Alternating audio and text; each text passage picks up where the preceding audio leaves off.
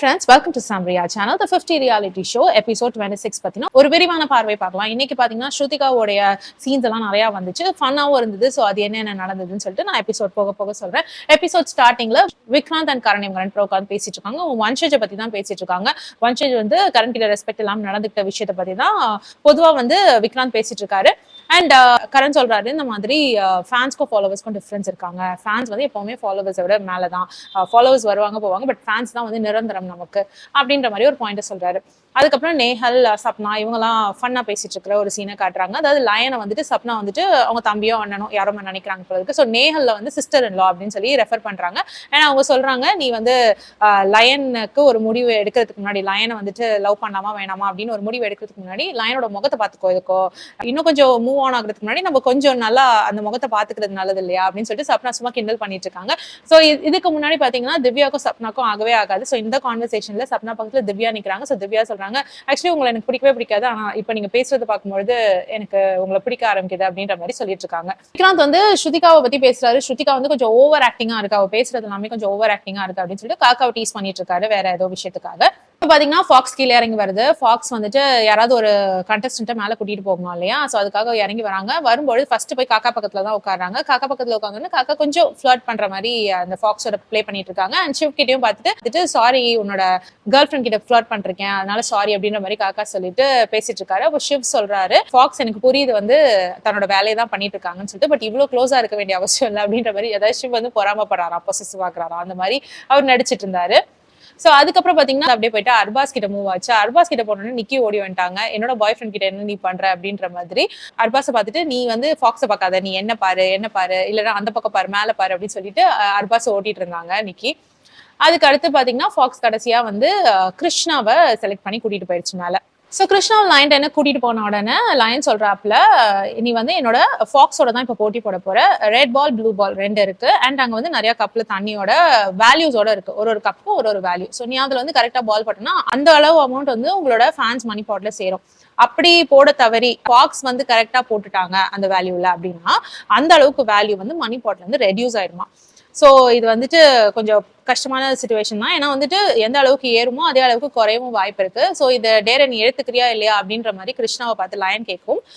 கிருஷ்ணா வந்து ரொம்ப கான்ஃபிடன்ஸோட தன்னால ஜெயிக்க முடியும், பண்ண முடியும் அப்படின்னு சொல்லிட்டு ஓகே சொல்லிடுறாங்க. ஏன்னா வந்து அவங்க ட்ரிங்க்ஸ் பண்ணிட்டு நிறைய தடவை அந்த பார்லாம் போகும்போது இந்த கேம் விளையாண்டுருக்காங்களாம். ஸோ அவங்களால பண்ண முடியும் அப்படின்னு சொல்லிட்டு கிருஷ்ணா சொல்றாங்க. ஸோ எல்லாரும் ரொம்ப நம்பிக்கை வச்சிருந்தாங்க கிருஷ்ணா மேல. கடைசியில பார்த்தா கிருஷ்ணாவால வந்து ஒரே ஒரு 10 அட்டெம்ப்ட் கொடுத்தாங்க. அந்த 10 அட்டெம்ப்ட்ல ஒரே ஒரு அட்டெம்ப்ட்ல தான் வந்து அவங்களால போட முடிஞ்சது. ஒரு 15,000 வின் பண்ணாங்க. பட் அந்த ஃபாக்ஸ் என்ன பண்ணிருச்சுன்னா ஒரு 2 தடவை போட்டு கிட்டத்தட்ட 30,000 கிட்ட மணி பாட்ல இருந்து அமௌண்ட் ரெடியூஸ் பண்ணி விட்டாங்க. ஸோ கிருஷ்ணாவால வந்துட்டு 15,000 ஏர்ன் பண்ணாலும் மணி பாட்ல இருந்து ரெடியூஸ் ஆன அமௌண்ட் தான் வந்து ஜாஸ்தியா இருந்தது.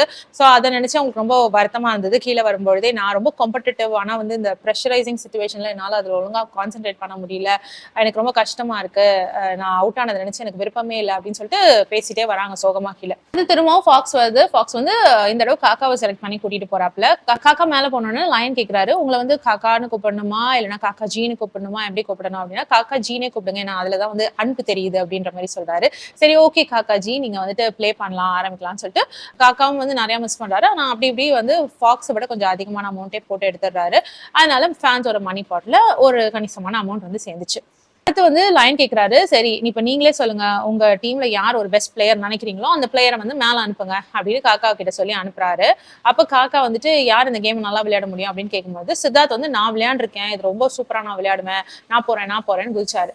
அண்ட் நேஹலும் கேட்டாங்க நான் போறேன்னு சொல்லிட்டு. ஆனா வந்துட்டு சித்தார்த் வந்து ரொம்ப கான்பிடென்டா சொன்னதுனால காக்கா வந்து சரி நீ போ அப்படின்னு சொல்லி மேல அனுப்பிச்சு விட்டாப்ல. சித்தார்த் இவ்வளவு கான்பிடன்ஸோட இருக்காரு, சூப்பரா எல்லாத்தையும் போட்டுருவாரு அப்படின்னு பார்த்தா அவராலையுமே அந்த 10 சான்சஸ்ல ஒரு பால் கூட போட முடியல. கீழே இருந்து எல்லாருமே வந்து கத்திட்டு இருக்காங்க, இவர் போன கான்பிடன்ஸுக்கு சூப்பரா அடிப்பாருன்னு பார்த்தா இப்படி பண்றாரு, 3 சான்ஸ் விட்டுட்டாருன்னு அர்பா சொல்லிட்டு இருந்தாரு. ஃபைஸு வந்து என்ன விட்டுருந்தா நான் சூப்பரா போட்டிருப்பேனே அப்படின்னு சொல்லிட்டு இருந்தாரு. அண்ட் எல்லாருமே வந்து சித்தார்த்தை திட்டிட்டே இருந்தாங்க, ஓவர் கான்பிடன்ஸ் கொடுத்துட்டு போனாரு, கடைசியில ஒண்ணு கூட போடலையே அப்படின்றது வந்து எல்லாருக்குமே கோவம். சோ லயன் கேக்குறாரு, என்ன ஆச்சு சித்தார்த், ஏன் வந்து நீங்க போட முடியல அப்படின்னு கேட்டதுக்கு சித்தார்த் சொல்றாரு, கிளப்ல எல்லாம் பாத்தீங்கன்னா நான் இதை வந்து குடிச்சிட்டு ட்ரிங்க் பண்ணிட்டு இந்த கேம் விளையாண்டுருக்கேன், அப்பெல்லாம் வந்து கரெக்டா போட்டுருவேன், இப்ப ரொம்ப ப்ரெஷரா இருக்குல்ல அதனால வந்து என்னால கரெக்டா டார்கெட் பண்ண முடியல அப்படின்ற மாதிரி சொல்லிடுறாரு. ஓகே நீங்க கீழே போலாம் அப்படின்னு சொல்லிட்டு அனுப்பி வச்சிடறாரு. சோ இதை பார்த்து கிருஷ்ணா வந்து எனக்கு ரொம்ப சந்தோஷமா இருக்கு, நானே பெட்டர்னு தோணுது அப்படின்னு சொல்லிட்டு சொல்றாங்க ஷிவ் கிட்ட. அண்ட் ஷிவ் தனியா கூட்டிட்டு போய் இன்னொரு விஷயமும் சொல்றாங்க, நம்ம அலையன்ஸ் வந்து ரொம்ப ஸ்ட்ராங்கா இருக்கு, பட் நிறைய குப்பைகள் இருக்கு நம்மளோட அலையன்ஸ்ல. சோ ஒரு முக்கியமான குப்பை எது அப்படின்னு சொல்லி நீ சொல்லி பார்க்கலாம் அப்படின்னு சொல்லி, அதாவது வேஸ்ட் பீஸ் நம்ம டீம்லயே யாரு அப்படின்னு சொல்லி கேட்டா யாருன்னு வந்து ஷிவ் கேக்குறாரு. அப்ப கிருஷ்ணா சொல்றாங்க ரிதிமா, ரிதிமா தான் வந்து ரொம்ப வேஸ்ட், அதனால நம்ம என்ன பண்ணலாம், ரிதிமா வந்து நம்ம அலையன்ஸ் வந்து அனுப்ப வேண்டிய டைம் வந்துருச்சு, எக்ஸிட் பண்ண வேண்டிய டைம் வந்துருச்சு. அப்போ ஷிவ் சொல்றாரு இல்ல this is not the time, நம்ம இன்னும் இருக்கு போட்டோம், அது வரைக்கும் நம்மளுக்கு ஓட் போடலாம் வந்து ஆட்கள் வேணும், அதனால இருக்கட்டும் அப்படின்னு சொல்லி சொல்றாங்க. அடுத்து பாத்தீங்கன்னா கரண் வராரு. கரண் கிட்டயும் வந்துட்டு கிருஷ்ணா கேக்குறாங்க, இந்த டீம்லயே வந்து கச்சரா அப்படின்னு நீங்க நினைக்கிறது, வேஸ்ட் பீஸ் அப்படின்னு நினைக்கிறது யாரு அப்படின்னு சொல்லி கேட்டோன்னா கரண் சொல்றாரு ரித்திமா தான் அப்படி சொல்லி அவரும் சொல்றாரு. பாத்தீங்களா, நான் வேஸ்ட் பீஸ் அப்படின்னு சொன்ன உடனே உங்களுக்கு வந்து ரிதிமா தான் ஞாபகம் வராங்க பாத்தீங்களா.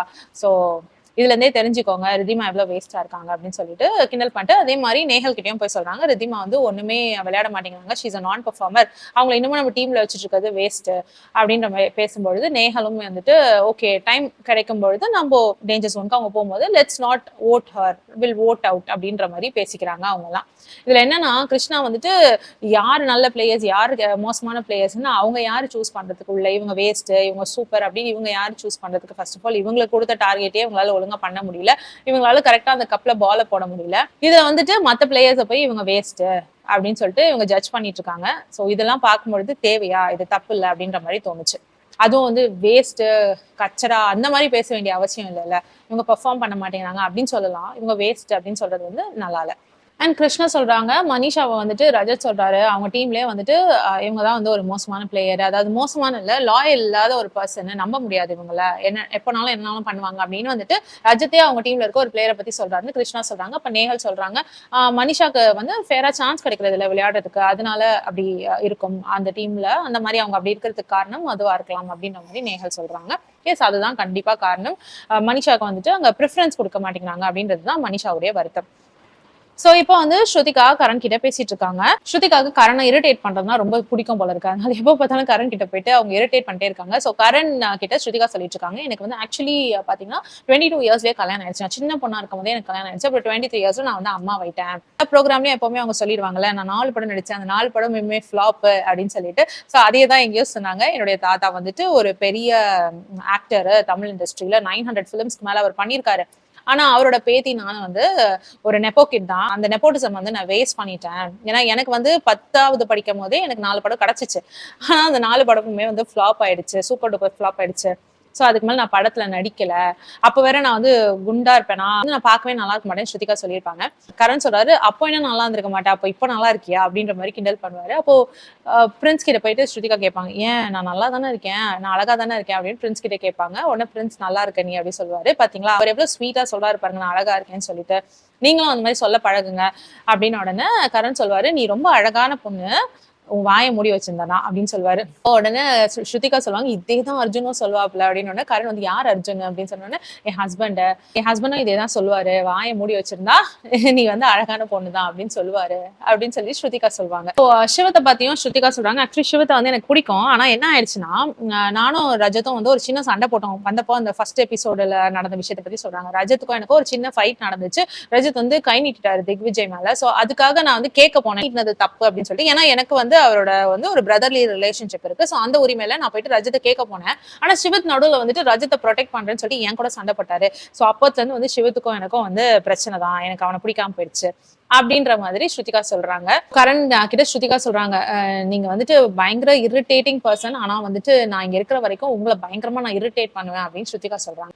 ரஜத் நிக்கி கிட்ட போய் கேட்டுட்டு இருக்காரு, அர்ச்சனா இருக்காங்களே, அர்ச்சனா வந்து ஒரு ட்ரஸ்டபிள் பர்சன் நீ நினைக்கிறியா அப்படின்னு சொல்லிட்டு நிக்கி கிட்ட கேட்டுட்டு இருக்காரு. அப்ப நிக்கி சொல்றாங்க யா அர்ச்சனா வந்து ட்ரஸ்டபிள் பர்சன் தான், அவ எப்பவுமே சொல்வா நீ டேஞ்சர் ஜோன் பண்ணா நான் காப்பாத்துவேன் உன்ன அப்படின்ட்டு. அதே மாதிரி மனிஷா கிட்டயும் சொல்லியிருக்கா, ஆனா அவ வந்து ட்ரஸ்டபிள் பர்சன் தான், அங்க இருக்கிறவங்களுக்கு எல்லாம் ஓட் போடுவாள் ஆனா இல்ல அப்படிங்கிற மாதிரி நிக்கி சொல்றாங்க ரஜத் கிட்ட. ரஜத் கேக்குற பர்சனே தப்பு, நிக்கியே வந்து ஒரு ட்ரஸ்டபிள் பர்சன் கிடையாது, நிக்கியே வந்து இங்க அங்கன்னு கேம் ஆடிட்டு இருக்கிற ஒரு பர்சன். அவங்க கிட்ட போயிட்டு இன்னொரு பர்சனை பத்தி இவங்க ட்ரஸ்டபிள் பர்சனான்னு கேட்டா எந்த விதத்துல உண்மையான ஆன்சர் கிடைக்கும்?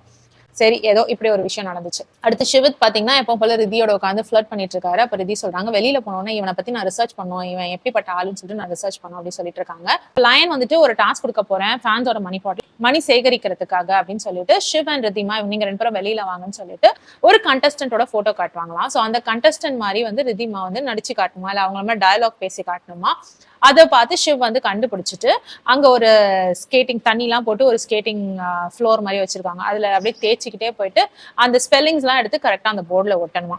சோ இதுதான் இப்போ வந்து நிக்கி அப்படின்னு கண்டுபிடிச்சாங்கன்னா நிக்கி ஸ்பெல்லிங் வந்து கரெக்டா எடுத்து ஒட்டணுமா. இன்கேஸ் ஸ்பெல்லிங் தப்பா இருந்ததுன்னா மணி போட்ல மணி சேராது அப்படின்னு சொல்லிட்டாரு. ஸோ 50,000 வந்து ஒரு டாஸ்க்குக்கும் நான் கொடுப்பேன் அப்படின்னு சொல்றாரு. சரின்னு சொல்லிட்டு இப்போ ஃபர்ஸ்ட் ரிதிமா அண்ட் ஷிவ் வராங்களா. ஸோ நிக்கி போட்டோ தான் வருது. ரிதிமா கரெக்டா நடிச்சு காமிச்சு கரெக்டா போட்டுறாரு ஷிவ். அதே மாதிரி ஸ்ருதிகாவுக்கு வந்து திவ்யா அண்ட் ஊர்வசி வராங்க. ஸோ ஸ்ருதிகா போட்டோ பார்த்த உடனே ஊர்வசி வந்து சூப்பரா ஸ்ருதிகா மாதிரி பண்ணி காட்டுறாங்க. பட் ஸ்ருதிகாவுடைய இங்கிலீஷ் வந்து இன்னும் ஃபார் பெட்டரா இருக்கும் ஊர்வசி மேம் பேசுனதை விட அப்படின்ற மாதிரி தான் எனக்கு தோணுச்சு. ஸ்ருதிகாவோட பாடி லாங்குவேஜ் எல்லாம் ஓகே, பட் தென் அவங்க பேசின விதம் வந்து எனக்கு பிடிக்கல. ஐ மீன் எனக்கு சரியா இல்லைன்னு தோணுச்சு. அடுத்து பாத்தீங்கன்னா அர்ச்சனா அண்ட் ஃபைசு இவங்க 2 பேர் வருவாங்க. அதுல பாத்தீங்கன்னா அவங்களுக்கு கிருஷ்ணா நேம் வந்திருக்கும். அதுல அர்ச்சனா அவங்களால முடிஞ்ச அளவுக்கு அவங்களுக்கு தெரிஞ்ச இங்கிலீஷை வச்சு நடிச்சு காமிச்சிட்டு இருப்பாங்க. அப்ப கிருஷ்ணா உள்ள இருந்து சொல்லிட்டு இருப்பாங்க, இது என்ன மாதிரியா இருக்கு, பார்க்கவே நல்லா இல்ல, இந்த மாதிரி ஒரு கேவலமான ஆக்டிங்கை நான் பார்த்ததே இல்லை அப்படின்னு சொல்லிட்டு எல்லாருமே திட்டிட்டு இருப்பாங்க. இது ரொம்ப மோசமான ஆக்டிங் சொல்லிட்டு அர்ச்சனாவை சொல்லிட்டே இருப்பாங்க. ஆனா எனக்கு பார்க்கும்பொழுது அர்ச்சனா பண்ணதெல்லாம் வந்து ஃபன்னா தான் இருந்தது. அவங்கள வந்து அப்படி வெறுக்கிற அளவுக்கு இல்லை. ஆனா உள்ள வந்து கொஞ்சம் எல்லாருமே வெறுப்போட பேசிட்டு இருந்தாங்க அர்ச்சனா பண்றதை பார்த்து. அண்ட் டாஸ்க் முடிஞ்சு அவங்க கிருஷ்ணான்னு கண்டுபிடிச்சு ஃபைசு வந்து அந்த நேமை கரெக்டா ஓட்டின பிறகு அர்ச்சனா பின்னாடியே போய் வா நம்ம 2 பேரும் கட்டி பிடிச்சிக்கலாம்னு ஓடுறாங்க. ஃபைசு வந்து வரவே வராது, என் பக்கத்துல வரவே வராது, தள்ளி அப்படின்னு சொல்றாரு. லயன் வேற வந்துட்டு ஆர்சு அப்படின்ற அந்த ஹேஷ்டேக் வந்து அடிக்கடி சொல்லிட்டே இருக்காரு. அது வேற ஃபைசுக்கு கடுப்பா இருக்கு, இது வந்து வெளியில வேற ட்ரெண்ட் பண்ணி விட்டுருவானுங்களே சொல்லிட்டு அவருக்கு பயம். கடைசியா வந்து ஷைனி அண்ட் ரிதி வருவாங்க. அதுல வந்து ஷைனி சூப்பரா வந்து நேஹல் நேம் வந்த உடனே அதை மோனோ ஆக்டிங் பண்ணி காட்டுறதுக்காக நேஹலுக்கு வந்து இந்த ஃப்ரண்ட்ல கட் வச்சிருப்பாங்க. ஸோ அதே மாதிரி எடுத்து அவங்க முடி எடுத்து இப்படி வச்சு காமிச்ச உடனே கண்டுபிடிச்சிட்டாங்க ரிதி ஓகே இது நேஹல் அப்படின்னு சொல்லிட்டு. ஸோ இது மூலமா ஃபேன்ஸோட மணி பாட்ல ஒரு நல்ல அமௌண்ட்டே வந்து சேர்ந்துச்சு. ஸ்ருதிகா வந்து கரண் கிட்ட சும்மா எப்பவுமே இரிட்டேட் பண்றது அவங்களுக்கு ரொம்ப பிடிக்கும் இல்லையா. ஸோ ஸ்ருதிகா இப்போ கரண் கிட்ட வந்து கேட்கறாங்க, ஊர்வஷி மேம் வந்து என்னை விட நல்லா ஆக்ட் பண்ணாங்களா அப்படின்னு சொன்னோன்னே கரண் வந்து ஓ அப்படின்னா நீ வந்து ஆக்ட் பண்ணிட்டு இருக்க கரெக்டா அப்படின்னு சொன்னாங்க. அதுக்கு ஸ்ருதிகா வந்து இப்படி சொன்னா எப்படி, நான் ஆக்ட் எல்லாம் பண்ணல, நான் ஆக்ட் பண்றதுன்னா இப்படி நடந்துப்பேன் அப்படி நடந்துப்பேன், அப்படி இல்லாம நான் பண்றேன், நான் எக்ஸ்பிரசிவாவா பண்றேன், நான் வந்துட்டு நார்மலா தானே இருக்கேன் அப்படின்றதுக்கு கரண் சொல்றாரு, நான் வந்து ஆக்டிங் தான் பண்றேன், நீ ஃபேக் பண்றேன்னு தான் நான் சொன்னேனே தவிர ஓவர் ஆக்டிங் பண்ற அப்படின்னு நான் சொல்லலையே அப்படின்னு சொல்லிட்டு கரண் சொல்றாரு. அனிஷா சொல்றாங்க ஸ்ருதிகா வந்து வெளியில போனானா அதுக்கு காரணம் வந்து கரணா தான் இருப்பாரு போல இருக்கு இந்த மாதிரி ஸ்டேட்மெண்ட் விடுறதுக்காக அப்படின்ற மாதிரி சொல்றாங்க. அப்ப ஸ்ருதிகா சொல்றாங்க அப்படி கரணால நான் வந்துட்டு நாமினேட் ஆகி வெளியில போனேன்னா நான் ரொம்ப சந்தோஷமா போவேன் அப்படின்னு சொல்றாங்க. அப்ப கரண் வந்து உண்மை தானே, கரெக்ட் தானே, இந்த பேச்சு மாற மாட்டியே அப்படின்னு சொல்றாரு. அதுக்கு ஸ்ருதிகா வந்து இல்ல சும்மா சொன்னேன் அப்படின்றாங்க. சோ சும்மா நம்மளோட தமிழ்ல சும்மானா ஒன்னும் இல்ல சும்மா தான் சொல்றேன் அப்படின்னு அர்த்தம். பட் தென் ஹிந்தில வந்து சும்மானா கிஸ்ன்னு ஒரு மீனிங் இருக்கு. சோ அதை போய் கரண் கிட்ட சும்மா அப்படின்னு சொன்ன உடனே இந்த பொண்ணு பாரு என்கிட்ட வந்து கிஸ் பத்தி பேசுறா அப்படின்ட்டு அதை பத்தி பேசி டீஸ் பண்ணிட்டு இருந்தாங்க. சோ ஸ்ருதிகா வந்து என் மண்டே அதை பத்தி பேசி ஸ்ருதிகாவை டீஸ் பண்ணிட்டு இருந்தாங்க. அதை பத்தி பேசி ஸ்ருதிகாவை டீஸ் பண்ணிட்டு இருந்தாங்க எல்லாரும். சோ இதை வச்சு ஒரு ஃபன் பண்ணிட்டு இருந்தாங்க. அந்த சீன் வந்து நல்லா என்டர்டெய்னிங்கா இருந்தது. இந்த மாதிரி ஸ்ருதிகா அண்ட் அர்ச்சனாவோட கொஞ்சம் என்டர்டெயின்மெண்ட் கூட இல்லைன்னா இந்த ஷோ வந்து ரொம்ப போர் அடிக்கும். ஸோ ஷோல வந்து ஸ்டீலிங் பாயிண்டே வந்து இது 2 தான் அப்படின்னு சொல்லலாம். ஸோ இதனாலதான் வந்து நேற்று எபிசோட் வந்து கொஞ்சம் பாக்குற மாதிரியாவது இருந்தது, கொஞ்சம் ஜாலியாவது இருந்தது. உங்களுக்கு எப்படி இருந்தது இந்த எபிசோட, நீங்க என்ன நினைக்கிறீங்க? ரிதிமாவை பத்தி கிருஷ்ணா நேஹல் இவங்க எல்லாம் பேசிக்கிறது கரெக்டா, அவங்களோட டீம்ல வந்துட்டு ஒரு வேஸ்ட் பிளேயர்னு இவங்க எல்லாம் வந்து பேசிக்கிறது கரெக்டா, இவங்களை வேஸ்ட்னு சொல்ற அளவுக்கு இவங்க எல்லாம் என்ன சூப்பரா அப்படிங்கறது வந்து கமெண்ட் செக்ஷன்ல சொல்லுங்க. வேற ஒரு வீடியோல திரும்பி மீட் பண்ணலாம். Until then, it's bye from Jemima. Take care.